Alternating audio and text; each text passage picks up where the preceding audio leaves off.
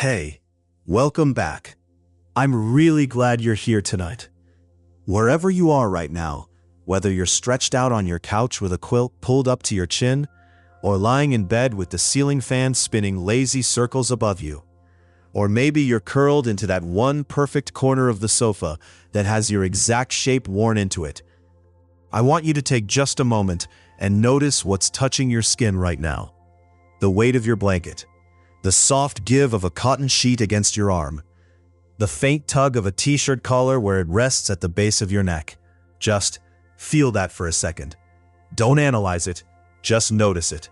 Because that sensation, that completely ordinary, completely unremarkable feeling of fabric against your body, is the quiet, humming continuation of the most important invention in human history. And most of us go our entire lives without ever once thinking about it.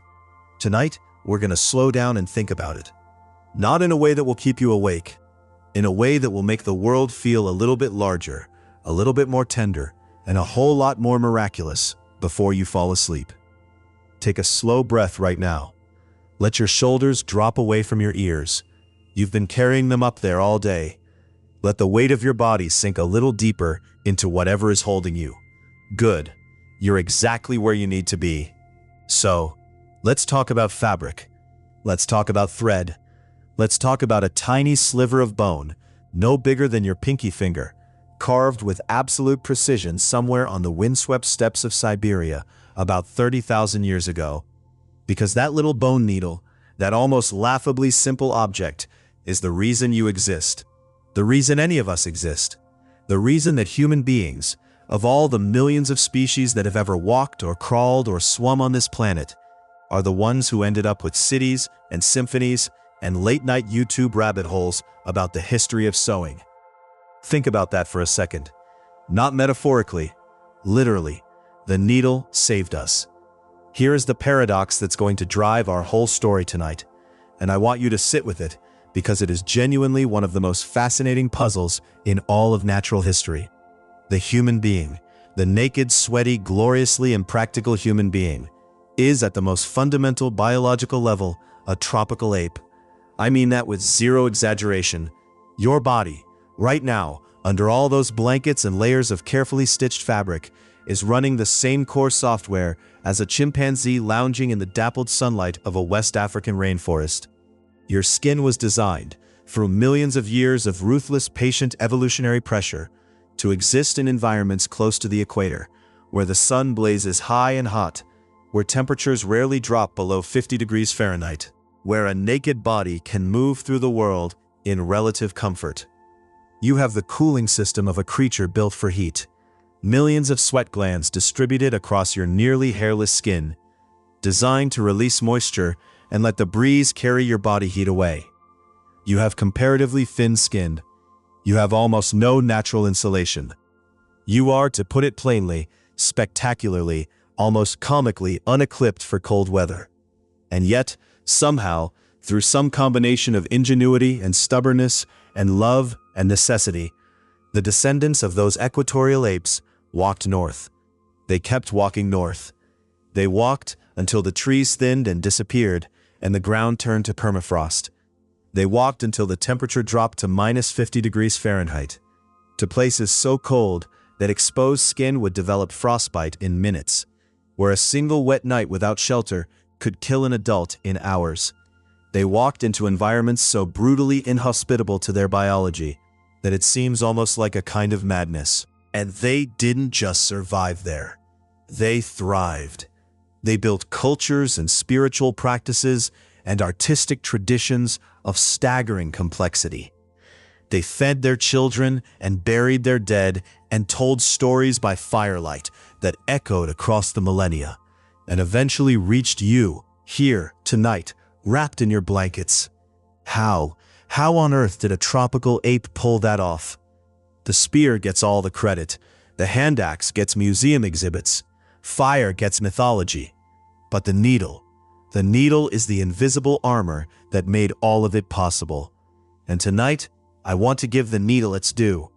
The needle isn't just a tool, it's a life support system. It is the original spacesuit, stitched together by firelight, 30,000 years before anyone dreamed of the moon. So let's go back, way, way back. Let's take the long road through deep time tonight, and I promise you, as the fire crackles and the wind moves outside and your body grows heavier and warmer, the destination is worth it. Close your eyes if you want. Let the words carry you. 60,000 years ago, give or take a few thousand. Deep time is fuzzy at the edges, and that's okay. The story we're telling tonight doesn't need to be precise to be true. 60,000 years ago, in the sun-baked northeastern corner of Africa, in the region we'd now roughly call Ethiopia and the Horn of Africa, a group of anatomically modern humans began doing something their ancestors had done in small ways before, but never quite like this. They began moving. Not the slow drift of populations that had been happening for hundreds of thousands of years, as groups wandered their home territories, following herds and seasons. This was something different. This was the beginning of what geneticists call, with almost cinematic grandeur, the Great Exit, the migration out of Africa that would, over the course of the next 50,000 years, result in human beings living on every continent on Earth, except Antarctica. And honestly, we've gotten there too. It just took us a little longer. Picture it. The landscape is dry and golden, late afternoon light bending across grassland, acacia trees scattered like punctuation marks against a brass-colored sky. A group of maybe a few hundred people, maybe fewer, moving along the coast of what is now the Red Sea, following fish and shellfish and the logic of available water. They are, in terms of body type and intelligence, indistinguishable from you. If you dressed one of these people in modern clothes and put them on a subway in Chicago or on a beach in California, nobody would look twice. The hardware is identical. The brain is the same size, the same architecture. They laugh, they grieve, they form opinions, they have preferences about food, and get annoyed by certain members of their group. They are, in every way that matters, people. They cross into what is now the Arabian Peninsula, and then they keep going. Some groups curve east along the coast towards South Asia, and eventually Australia. Some push north and west into the vast Eurasian landmass, and as they move, generation by generation, decade by decade, millennium by millennium, they begin to encounter something that their biology has never, in its entire evolutionary history, prepared them for. They encounter the thinning of the light. Let your jaw relax right now. Unclench it. Most of us hold tension there without realizing it. Breathe in slowly through your nose and let the breath fill you all the way down. Then let it go. You're safe. You're warm. You're comfortable in a way that our ancestors could only dream about. Feel that gratitude. Let it be soft and quiet. And continue. Here is the biology of it, because it is one of the most elegant and slightly terrifying feedback loops in all of human evolutionary history. This is what I mean when I say that nature is a master storyteller. She builds her drama with chemicals and sunlight and bone density, and the stakes are always life and death. Human skin comes in a spectrum of shades, from the very deep, richly melanated skin of equatorial Africans to the comparatively pale skin of Northern Europeans. And this spectrum is not random. It is not, as was grotesquely theorized for centuries, a marker of anything other than latitude. Skin color is a precise, exquisitely calibrated biological response to one single question. How much ultraviolet radiation does your body expect to receive on an average day? Melanin, the pigment responsible for darker skin tones, is, in the words I love most, nature's perfect sunscreen. It absorbs and disperses UV radiation before it can damage the DNA in your skin cells and before it can destroy the folate, the folic acid, that is absolutely essential for healthy fetal development.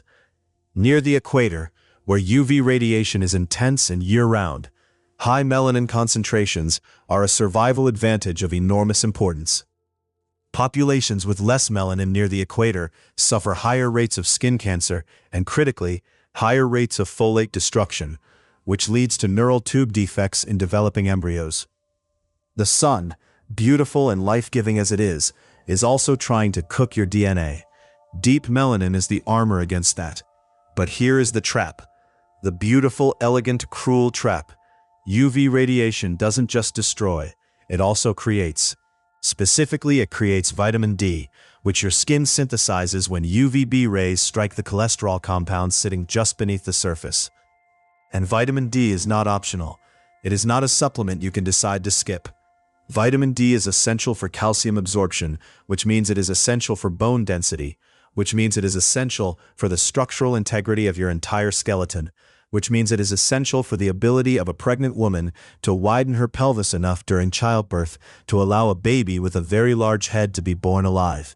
Are you seeing the stakes? This isn't a minor nutritional quirk. This is a survival bottleneck. So when humans with beautifully adaptively dark skin moved north into the latitudes of Europe and Central Asia, where the winter sun hangs low and weak on the horizon, where clouds and fog and the sheer angle of the planet conspire to reduce UV radiation to a fraction of its equatorial intensity, they walked directly into a vitamin D crisis. The same melanin that saved their ancestors' folate and their ancestors' DNA was now blocking the very UV radiation they desperately needed to make vitamin D. Their teeth began to weaken, and most critically, the pelvises of young women, the narrow channel through which every human being must pass in order to be born, began to deform. Rickets, the disease caused by severe vitamin D deficiency, kills children and kills mothers in childbirth. It is not a slow or gentle killer. This is the sunlight crisis. This is the biological knife edge that our ancestors had to walk as they pushed into the north. And the reality is much more fascinating than simple doom, because they survived it, for a while, through something I find profoundly beautiful. They ate their way out of it before the genetics of skin lightening had time to take hold. And we'll come back to how that eventually happened. The early hunter-gatherers of Northern Europe and Central Asia were surviving on diets so rich in vitamin D that their dark skin barely mattered. Organ meats, especially liver. Fatty fish, especially salmon and herring and mackerel. The marrow of large mammals. Seal blubber. The brains of prey animals. These were not delicacies or supplements. They were the core of the diet. And they are packed with bioavailable vitamin D in quantities that make our modern supplements look timid. A piece of raw salmon liver the size of your fist contains more vitamin D than most people get in a month of modern eating. The Inuit peoples of the far north, people living in environments where the sun essentially disappears for months at a time, have historically maintained perfectly healthy vitamin D levels entirely through diet, on a dietary regimen that their specific traditional foods have supported for thousands of years. They cracked the code not with genetics, but with cuisine. But here's the thing about that solution. It works only as long as you have access to those foods. And as climate shifted, and as prey animals moved, and as the long arc of the Ice Age sculpted and resculpted the landscape, the dietary safety net had its limits. Which brings us back to the cold, to the ice, to the minus 50-degree nights, to the moment when dietary solutions weren't going to be enough, and something else, something made of bone and patience and genius, had to step in. Let's talk about the object itself. Let's talk about this absurdly small, almost delicate thing that changed everything. The oldest known bone needles with eyes, actual through holes for threading sinew, date to approximately 50,000 years ago in South Africa, with a particularly extraordinary collection from the Denisova cave in Siberia dating to around 50,000 years ago, associated not only with our own Homo sapiens ancestors, but possibly with the mysterious Denisovans as well. And then there is a dense, rich record of needle-making starting around 30,000 years ago, coinciding with the flourishing of the Upper Paleolithic cultures of Europe. The people who painted the caves of Lascaux and Chauvet, who carved the Venus figurines, who are clearly unmistakably operating at the full depth of human creative and intellectual capacity. These people made needles, a lot of needles, and those needles are astonishing. Imagine you are going to make a needle. You have no metal, you have no plastic, you have no factory. What you have is a fire, some stone tools, some animal bones, and a lot of patience and skill. Where do you start? You start with selecting your raw material, The best bone needles of the Upper Paleolithic were made from the compact, dense bone of large birds, the tibiotarsus, the long, thin leg bone, or from the ribs and long bones of reindeer, horses, or mammoths. You're looking for bone that is dense and uniform, without too many internal channels or weak spots. You know this by feel, by the specific way the bone resists when you test it with your thumbnail, by a knowledge of materials that has been passed down for generations and refined through years of personal practice. You take a sharp flint blade, itself a masterpiece of stone knapping that took years to learn, and you carefully, patiently split the bone along its grain, creating a long, thin blank that is roughly the right shape. You scrape it. You sand it against a gritty stone, working the surface until it is smooth, until the blank tapers at one end to a point fine enough to pierce thick hide without tearing it. This is not quick work. This is the work of an afternoon, minimum, done with the kind of focused attention that we would today associate with a watchmaker or a surgeon. And then comes the hardest part. Take a moment right now to let your hands go soft. Let your fingers uncurl. Let your palms open slightly. Notice how much tension we carry in our hands without knowing it. Breathe in. Let it all go soft. The people we're talking about tonight use their hands every hour of every day in ways we can barely imagine. Let's honor that by giving our own hands a moment of rest. The eye of a Paleolithic needle is when you hold one of these artifacts in a museum, or when you look at the photographs, because the real ones live behind glass with very good reason. The eye is the thing that will stop you cold. These holes are sometimes barely a millimeter in diameter, in bone, drilled by hand, drilled with a stone tool called a burin, a narrow chisel-like flint implement with a sharp corner, worked in a rotating motion against the surface of the bone with unimaginable delicacy, because a single slip, a single moment of excess pressure, and the needle snaps. Hours of work, gone. The bone blank, which you spent the morning carefully preparing, is now scrap. The people who made these needles were not doing something simple. They were not doing something that anyone could pick up and do. They were engineers. They were practitioners of a skilled craft that required years of apprenticeship, and intimate knowledge of materials, precise fine motor control, and the kind of creative problem-solving that we tend, in our cultural short-sightedness, to associate exclusively with modernity. When you look at a Paleolithic bone needle, really look at it, you are looking at evidence that 30,000 years ago, a human being sat down, assessed a problem, gathered materials, executed a multi-stage manufacturing process with precision tolerances that would impress a jeweler, and produced a functional, elegant tool. But the needle alone means nothing without understanding what it was for. And what it was for is the revolution. The needle was for tailoring. This is the distinction that separates what happened with Homo sapiens from what had come before. And I want to spend some time here because the difference is everything. Before the eyed needle, and we have evidence for this in the archaeological and fossil records, the basic approach to wearing animal skins was what researchers sometimes call draping. You kill an animal, you remove its skin, you scrape it clean, you soften it somehow, maybe by chewing it, maybe by working fat into it, and then you wrap it around yourself. Maybe you tie it with a cord of braided plant fiber or gut. Maybe you punch a few holes and thread a strip of leather through to hold it in place. But fundamentally, the skin sits on your body rather than being shaped to your body. Think about the difference between throwing a blanket over your shoulders and wearing a fitted ski jacket.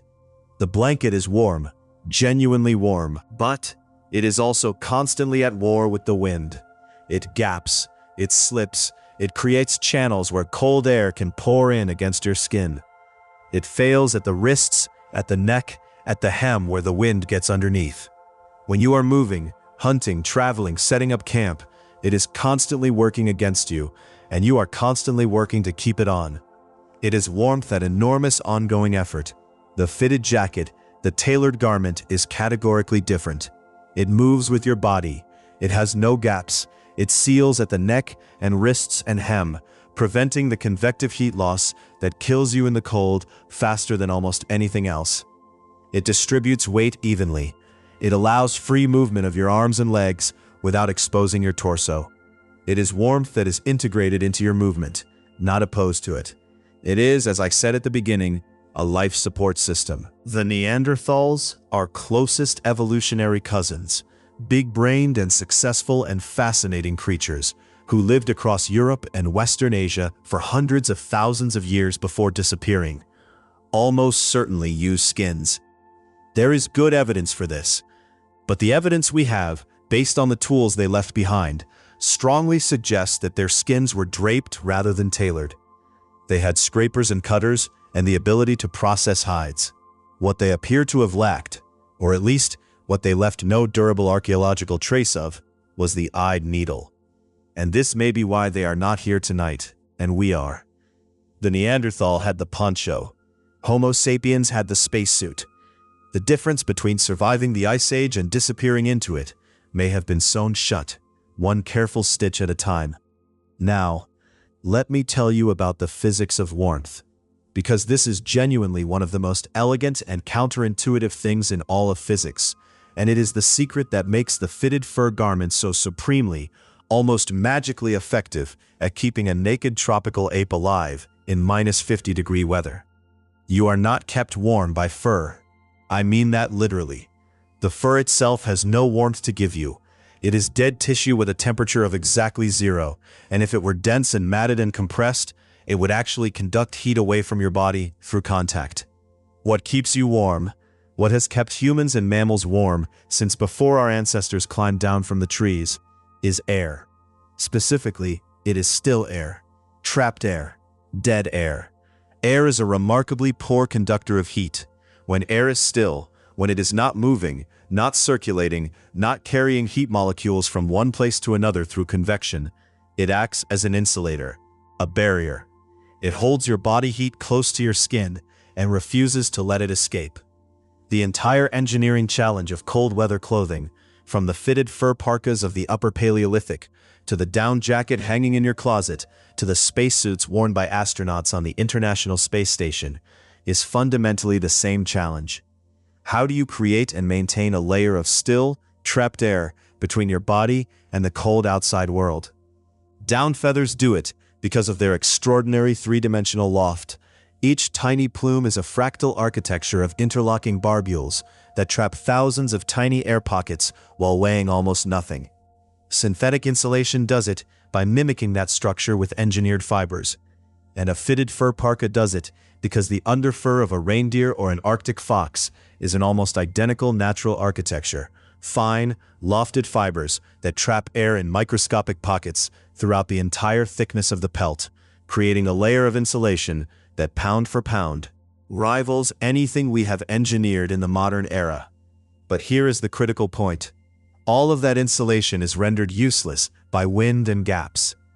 If there is a hole at your neck where cold air can pour in and warm air can escape, convection destroys your insulation layer instantly. The collar must close, the cuffs must close, the hem must stay down, and none of that is possible with a draped skin. All of it is possible, precise, reliable, and adjustable with a needle and thread. The people who figured this out 30,000 years ago were not doing anything primitive. They were solving a thermal engineering problem that would not be formally described in the language of physics until the 18th century, using material science knowledge that was the product of thousands of years of accumulated empirical observation. They knew that multiple thin layers trapped more air than one thick layer.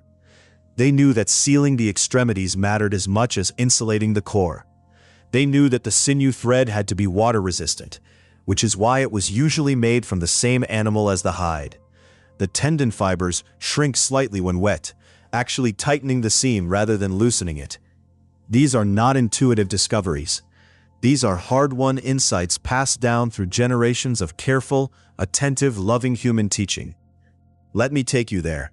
Let me put you inside a moment that happened 30,000 years ago on the edge of the Great Eurasian Steppe. The vast, windswept grassland that stretched from Eastern Europe all the way to what is now China. where vast herds of woolly mammoth and reindeer and the great steppe bison moved across the landscape like slow brown rivers. It is late afternoon in late autumn. The light is already going golden and thin.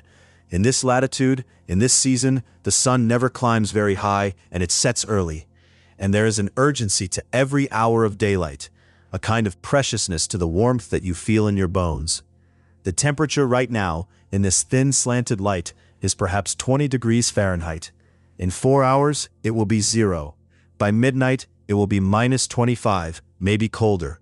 And the wind will have come up from the north, carrying ice crystals so fine they feel like sandpaper against exposed skin. You are sitting near a fire. Not a campfire in the recreational sense, a serious working fire, a fire that has been carefully maintained and fed throughout the day, banked around with stones that hold heat and radiated back into the working space. The fire smells like birch bark and the rich, slightly sweet smell of burning animal fat, because you are rendering fat right now, or someone nearby is, melting down the thick subcutaneous fat of a reindeer killed 3 days ago, skimming the impurities, preparing the clean rendered fat that will be used to waterproof hides, to soften leather, to mix with pigments, to cook with, to burn in lamps that will light the interior of the shelter through the long dark nights. Breathe in slowly. Let your body get a little heavier. Let your mind drift toward that fire, toward that warm orange light, toward the smell of wood smoke and the sound of voices low and comfortable around you. You are not cold. You are held. You are part of a group of people who know you completely. Breathe out. Let the tension in your legs go. Let the tension in your shoulders go. Keep listening. In your hands, you are working a hide. It's a reindeer hide, taken from a young doe killed 2 days ago, and it has been staked out and scraped to remove the fat and membrane from the inner surface, then soaked in a preparation of the animal's own brain tissue, an ancient, extraordinarily effective method of tanning leather that works because brain tissue contains enough emulsified oil to fully saturate the collagen fibers of the hide, softening them and rendering them supple even after they dry. Every animal, so the knowledge goes, contains exactly enough brain to tan its own hide. Whether this is precisely true or not, it is a piece of ancestral wisdom with the weight of 10,000 years behind it. The hide has been worked, pulled, stretched, manipulated while drying, until it is soft and pliable, a pale cream color where the grain has been smoothed away, darker and slightly fuzzy on the fur side where you've left the underfur intact for insulation.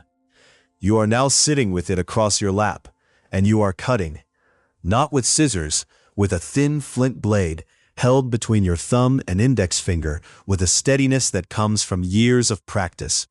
Cutting along lines that you have planned in your head with the geometric precision of a designer drafting a pattern. Because that's exactly what you're doing. You are drafting a pattern. This garment is for your daughter. She is 7 years old, and she has outgrown her parka from last winter, and the winter coming is going to be cold. The elders have been reading the signs, the thickness of the mammoth's undercoat, the early movement of the reindeer herd south, the color of the evening sky, and this parka needs to be right. It needs to fit her exactly. It needs to allow her arms to move freely when she runs, but sealed tightly at the cuffs. It needs to have a hood that can be drawn close around her face, leaving only her eyes and nose exposed. Because frostbite on a child's cheeks is not a minor inconvenience, but a potential disfigurement. Every stitch you make tonight is a decision made in love and in engineering simultaneously. There is nothing trivial about this work. Let me say that again with the emphasis it deserves, because for far too long, the history books have given us a version of our ancestors where the hunt is the drama and everything else is backdrop. The hunter goes out into the howling danger of the steppe and returns with the mammoth, and then, vaguely, in the background, somebody deals with the mammoth. The somebody is backdrop. The somebody was doing high-stakes engineering, processing a large animal hide into a finished, fitted, waterproofed garment is a multi-day process involving at minimum a dozen distinct technical operations, each of which requires specific knowledge, specific tools, and specific skill. Skinning the animal without cutting the hide, removing the subcutaneous fat and membrane without thinning the hide unevenly, brain tanning or smoke tanning, drying under controlled tension, softening through mechanical work, pattern cutting with spatial reasoning, piercing for stitching without tearing the material, threading sinew through a tiny hole in a bone needle by firelight, with cold, stiffened fingers, while also keeping track of 3 children and the state of the cooking fire. Stitching with consistent tension to create seams that are both strong and weather-sealed. Finishing the edges, waterproofing the finished garment with rendered fat applied while the leather is still slightly warm. The person doing this work is not doing simple work. They are doing the work that keeps their band alive through the winter. Full stop.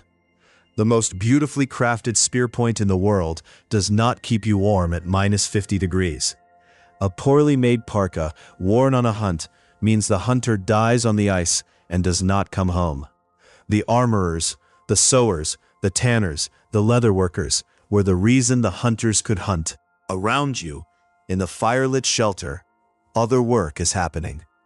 An older woman, your mother's mother, who knows more about plant medicines and tanning methods and the processing of sinew than anyone else in the band, is teaching a young girl how to extract the tendon from a deer's leg in one long, clean strip, and then how to separate and twist it into thread. The tendon comes off in sheets, and those sheets are carefully dried, and then split into fibers of the right thickness. Different thicknesses for different applications. Finer for the tight seams of clothing, heavier for lashings and strap work. The old woman's hands move with the unhurried authority of mastery, and the girl's hands move with the alert, fumbling precision of someone learning something important. Across the fire, 2 people are working on a pair of boots. The boots are made with the fur turned inward on the inner layer and outward on the outer layer, with a third insulating layer of dried moss or grass between them. A technology of layered insulation that is identical in principle to the triple-layer construction of modern mountaineering boots, arrived at through the same process of trial and error and the brutal feedback of frostbitten toes. The soles are made from the especially thick skin of the reindeer's forelegs, the hide there being naturally tougher and more resistant to abrasion. The seam along the sole is sewn with a running stitch so tight and so precisely executed that it is essentially waterproof. A seam that archaeologists, when they examine preserved examples from the permafrost, sometimes describe with barely disguised admiration. Someone is singing, softly, not a performance, just the background hum of a person doing absorbing work. A melody that whines and repeats and whines again, older than anyone in the shelter can remember. One of those songs that has no known origin because it has been sung since before singing had origins. A child of about 4 is asleep near the fire, wrapped in a small fur blanket, their face slack and milk soft in the firelight, oblivious to the cold waiting outside and the careful industry keeping it at bay.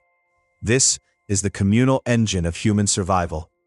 This is the real scene behind the grand narrative of the Ice Age, not the lone hunter against the mammoth, but the circle of firelight and the accumulated, shared, lovingly transmitted knowledge of how to keep everyone alive.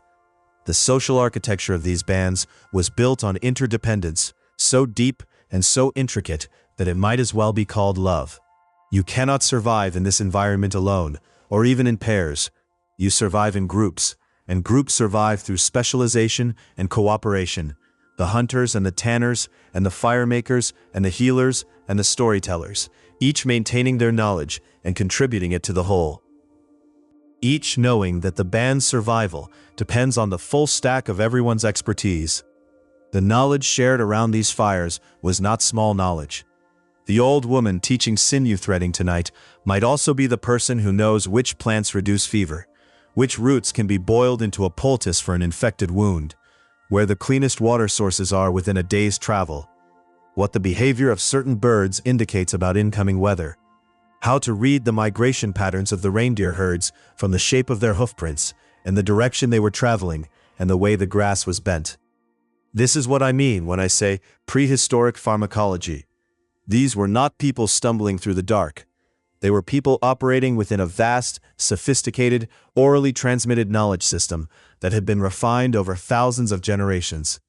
The knowledge was just stored in human brains rather than in books, and transmitted through the patient repetition of teaching rather than through text. The needle, sitting in someone's hand right now in that firelit shelter, is the focal point of all of that. It represents the intersection of material science and social knowledge and patient artistry and urgent necessity. It is small enough to lose in the dark, and important enough that losing it might mean frostbite in the morning. It is the humblest and most essential object in the entire shelter. History books give us the spear, but it was the needle, passed hand to hand across the fire, that carried the lineage forward. Time moves differently in deep history. When we're talking about the span of human existence, the full 300,000-year arc from the first anatomically modern humans in Africa to the person lying in bed reading this tonight, 10,000 years is a relatively short chapter, a fast forward. But 10,000 years ago, something happened that changed everything so fundamentally, so completely, that some anthropologists argue it was the most consequential single shift in human history. The agricultural revolution. The agricultural revolution did not happen everywhere at once, and it did not happen quickly by the standards of a single human life. It crept across the landscape over centuries, driven by the gradual cultivation of wild grasses, emmer wheat and einkorn in the Fertile Crescent, rice in China, maize in Mesoamerica, and the domestication of animals, and the accumulation of food surpluses that allowed populations to grow larger than any hunter-gatherer band had ever been able to sustain. It gave us cities and writing and social stratification and standing armies. It gave us complexity. It also, in one specific and quietly devastating way, took something away. It took away the organ meats and the fatty fish and the marrow bones. Not immediately and not completely, but gradually over the generations, as farming populations came to rely more and more on cultivated grains and legumes for their calories. The dietary richness that had been the hunter-gatherer safety net for vitamin D quietly eroded. You cannot get vitamin D from wheat. You cannot get it from barley or lentils or most of the crops that became the foundation of the agricultural diet. And so, in the populations of Northern and Central Europe, the populations who had been relying most heavily on the dietary workaround to compensate for the UV deficit, something happened in the genetics. It happened fast by the standards of evolution. Shockingly fast. The genetic variants associated with lighter skin tones, variants that reduce the concentration of melanin in the skin, allowing more UV radiation to reach the deeper layers where vitamin D synthesis occurs, underwent what geneticists call a selective sweep. In populations under pressure, in environments where darker skin was now a liability rather than an advantage, the lighter skin variants spread through the population with unusual speed. We know this from ancient DNA. We can read the genomes of people who lived 10,000 years ago, and 8,000 years ago, and 5,000 years ago, and we can watch, in the data, in the percentages of specific genetic variants across time, as the lightning happened. Farming populations in Northern Europe were still substantially darker skinned 5,000 years ago than the populations who live there today. The very pale skin of modern Northern Europeans is in genetic terms a relatively recent development. It is a biological love letter from the past, a message written in your cells by ancestors who had to adapt quickly to a new dietary reality in a low-light environment. Let your breathing slow down now. Let each exhale be a little longer than the inhale. Let your body grow heavier. Let the story wash over you like warm water. You don't need to hold any of it. You don't need to remember any particular fact. Just let it move through you. You are made of all of this history. It lives in you already. Breathe. Let go. Keep listening. But here is what I love about the long view of history. The needle survived all of it.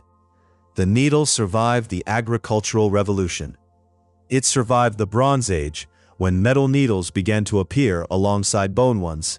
Still slender, still precisely made, but now capable of being made finer and harder than bone would allow. It survived the Iron Age and the Roman Empire, and the Middle Ages, when tailoring became formalized as a guild craft, when the fitted clothing of European courts became an art form of extraordinary complexity. when the pattern cutting and seam construction skills that our Ice Age ancestors developed by firelight evolved into the tailored doublets and brocaded gowns of the Renaissance. It survived, barely, convulsively, the Industrial Revolution. Because the Industrial Revolution, whatever else it was in large part a revolution in textile production.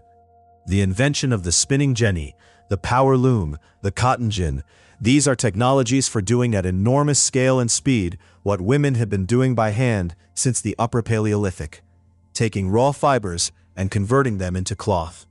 The factories of Manchester and Birmingham were in a very real sense the mechanized successors of those firelit circles on the Eurasian steppe. The knowledge had been industrialized, the intimacy had been removed, but the fundamental act, taking fiber and making warmth, was unchanged. And from those mills and those machines came the cotton for the t-shirt you are wearing right now. The polyester in your blanket traces its ancestry to the petrochemical industry, yes, but also to the understanding of fiber and weave and insulation that has been accumulating since before recorded history.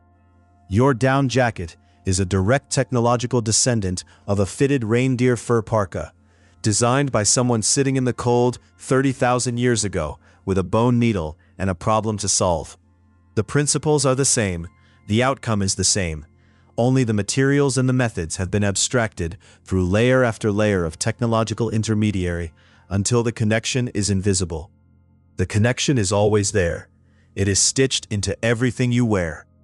Let me tell you one more thing about the agricultural revolution and the needle, because I think it changes the story in a direction that matters.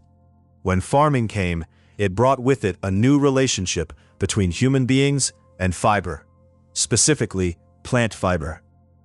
The cultivation of flax for linen and the eventual cultivation of cotton and silk and wool opened up a whole new material vocabulary for the art of clothing.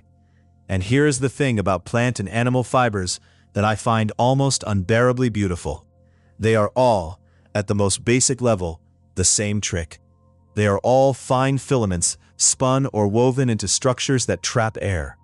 A flax plant grows a stalk full of long, strong fibers that, when extracted and spun, make a thread that is cool and light and breathable, perfect for the warm growing season of the Mediterranean world, where flax cultivation first flourished.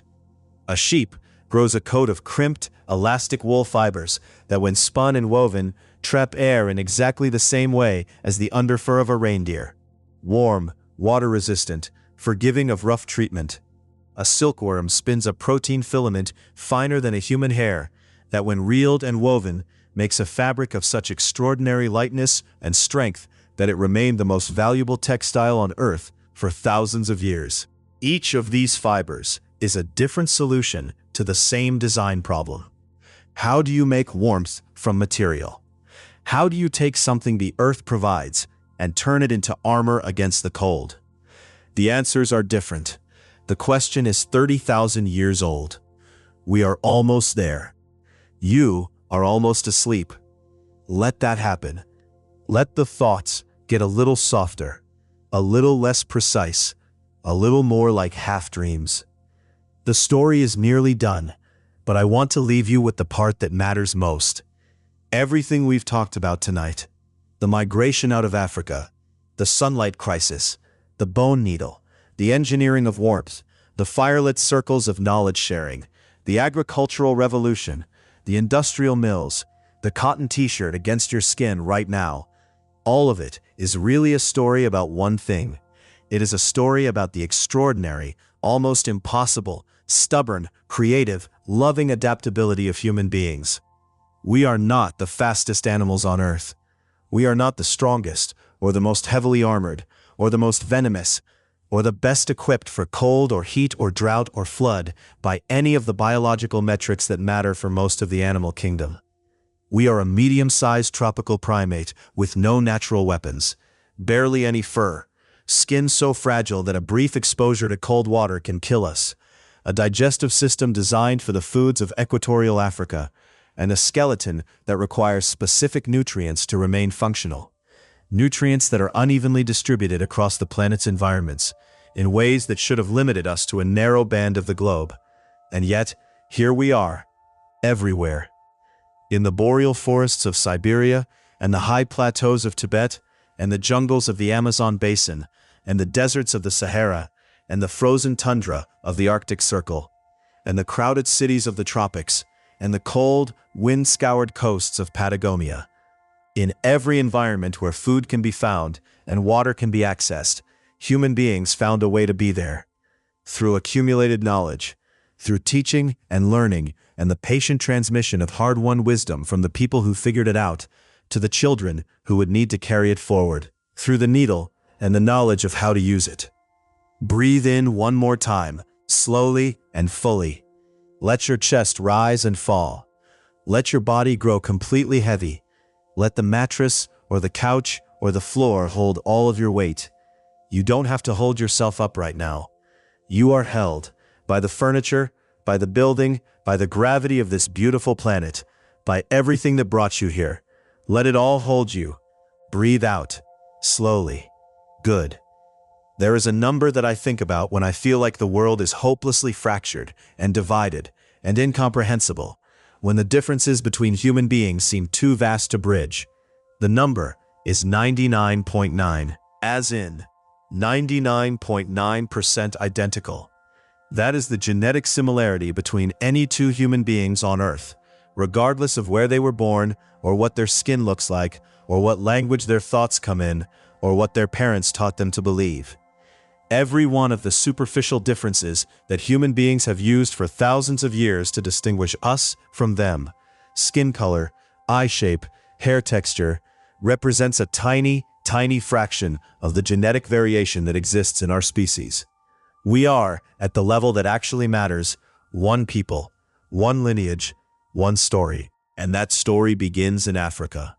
It begins with all of us, because all of our lineages, if you follow them back far enough, converge on that same origin.